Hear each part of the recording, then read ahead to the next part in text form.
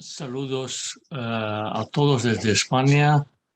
Quisiera agradecer a la Sociedad Ecuatoriana de Ortopedia y Traumatología y al doctor Jaime Moyano por su amable invitación para participar en este evento y hablar de las complicaciones en cirugía de la deformidad degenerativa lumbar. No tengo ningún conflicto de interés con esta charla. Las complicaciones quirúrgicas de la deformidad degenerativa lumbar son bastante variables, varían según la literatura, dependiendo de las comorbilidades, del tipo de la curva y de la técnica quirúrgica empleada. Las complicaciones aumentan con la edad y con la severidad de la deformidad. En un estudio interesante se ha visto que las complicaciones varían entre los 25 y 45 años del 17% hasta los 71% entre los 65 y los 85 años. La cirugía compleja de la columna vertebral en pacientes ya de edad avanzada cada vez es más frecuente en el mundo occidental, por lo menos por el aumento de las expectativas de la vida. Vamos a dividir las complicaciones en generales, neurológicas, infecciosas y técnicas. Las infecciones generales, en primer lugar, las complicaciones respiratorias, entre ellas insuficiencia respiratoria, atelectasia, broncoespasmo o problemas relacionados con la ventilación mecánica.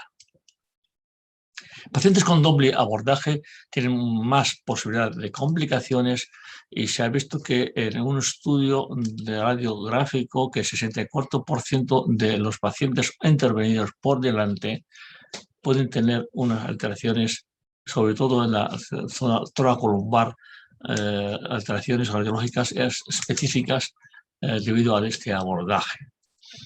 En un estudio de flebografía y autopsia se ha visto que hasta el 6% de algunos pacientes pueden llegar a tener en pacientes intervenidos por delante y por detrás de una complicación de un embolismo pulmonar. De ahí está la importancia del uso de los anticoagulantes, que es mandatorio en ese tipo de patología en estos pacientes. Las complicaciones gastrointestinales son pancreatitis relacionados también con la arteria mesentérica superior, colecistitis o ilioparalítico. El ilioparalítico es lo más frecuente.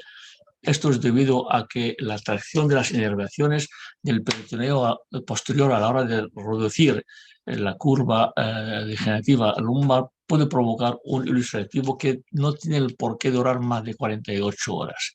En el caso de que dure más, entonces hay que descartar algún pseudoobstrucción o algún otro problema gastrointestinal. Las infecciones del tracto urinario son frecuentes, pueden llegar hasta el 9%. También podría estar relacionado con la sonda vesical, ya que a la hora de introducir la sonda hay que tener mucho cuidado de no lesionar la mucosa vesical, provocando así invasión y colonización y multiplicación de los gérmenes al tracto urinario.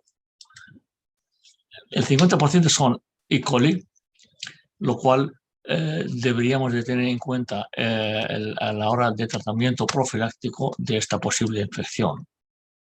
Las complicaciones neurológicas son bastante importantes, ya que cuando aparecen pueden tener algunas de ellas alguna consecuencia grave.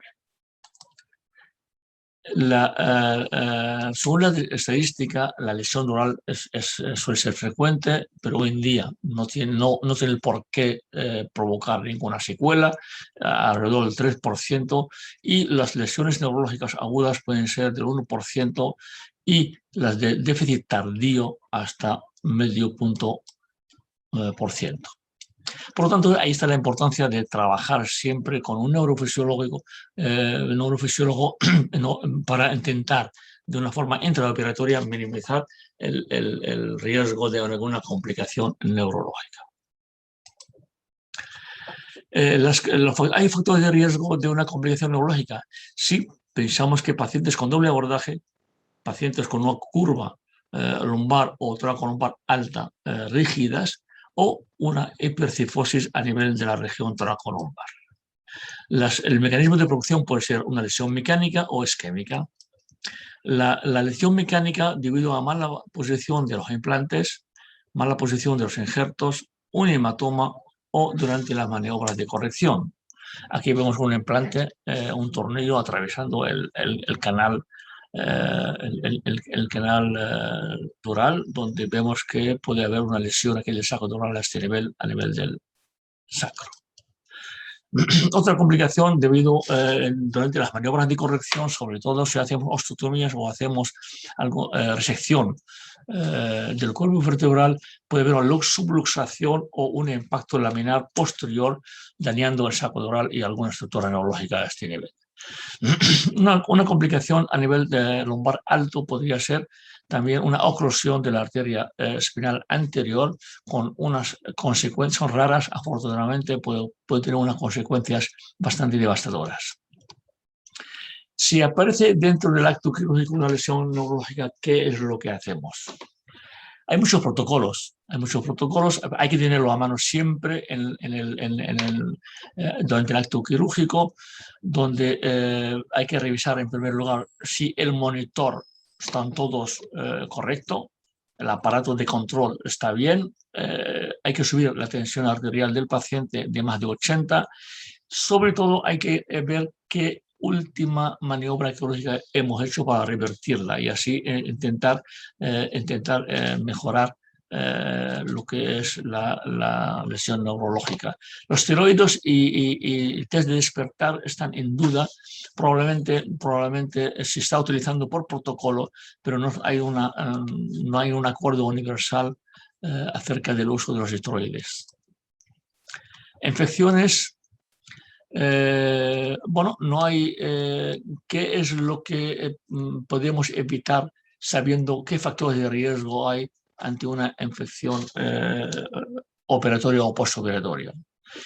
Dentro de la literatura sabemos que hay 6 factores de una evidencia bastante clara de provocar una infección.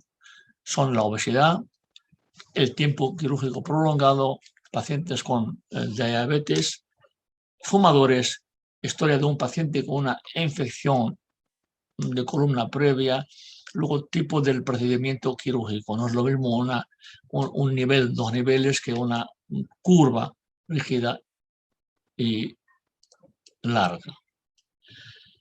Las infecciones varían según la literatura entre el 1 y el 8%, dependiendo del paciente, la técnica quirúrgica y los números de niveles a corregir y a tratar. La etiología, ¿por qué sucede una infección? Porque puede haber una inoculación directa del germen durante el acto quirúrgico, puede haber una contaminación de la herida durante el postoperatorio o por la vía hematógena.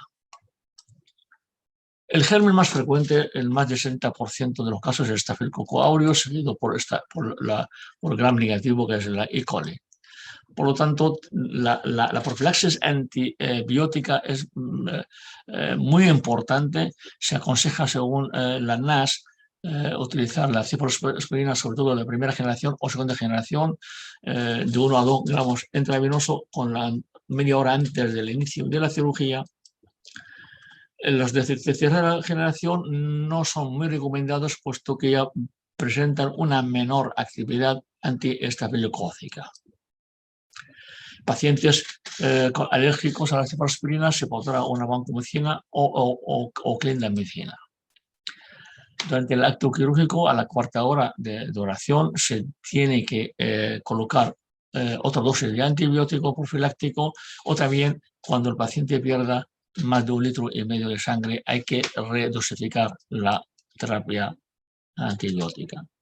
Los pacientes con una infección superficial, simplemente con control de la herida quirúrgica, con drenajes, apósitos y la inmensa mayoría es suficiente y se tratan. En cambio, los pacientes que ya con una infección profunda son más complicados, hay que avisar al paciente y a la familia de que estamos ante una complicación muy importante, puesto que el paciente necesita un tratamiento quirúrgico radical, las veces que hagan falta. Pueden ser 2 o 3 veces limpiando la herida quirúrgica. ¿Qué hacemos con los implantes? Los implantes, si es reciente, se pueden mantener tras una limpieza amplia de la herida, como ven aquí, y no es necesario retirarlos más que en las infecciones tardías, cuando tenemos ya constancia de que hay una fusión sólida a nivel de la cirugía, pues se puede retirar. Entonces, a partir de los 6 meses más o menos es cuando podemos intentar quitar si hace falta los implantes, y el paciente hay que mantenerlo bajo tratamiento con antibióticos intravenosos durante 6 semanas y luego antibióticos orales durante 3 meses. Por último, las técnicas suelen ser sobre todo cuando hay un fallo proximal a nivel de la instrumentación. Esto puede aparecer durante el postoperatorio inmediato, porque esto debido a la lesión del ligamento espinoso proximal o daño de las facetas a la hora de colocar los últimos tornillos proximales. También puede ser aflojamiento del material con una fractura, luxación de lo que es por hueso débil y por arrancamiento del material a nivel proximal. La lesión de la faceta hay que intentar por todos los medios no lesionar la faceta proximal, puesto que el tornillo proximal se coloca ya a este nivel, y respetar el ligamento interespinoso entre la última vértebra instrumentada y la proximal. Es bastante frecuente, pero muchos de estas complicaciones de la PGK suelen ser asintomáticos, simplemente control, pero son frecuentes y llegan a ser entre un 20 o 40%, tal y como está en la literatura.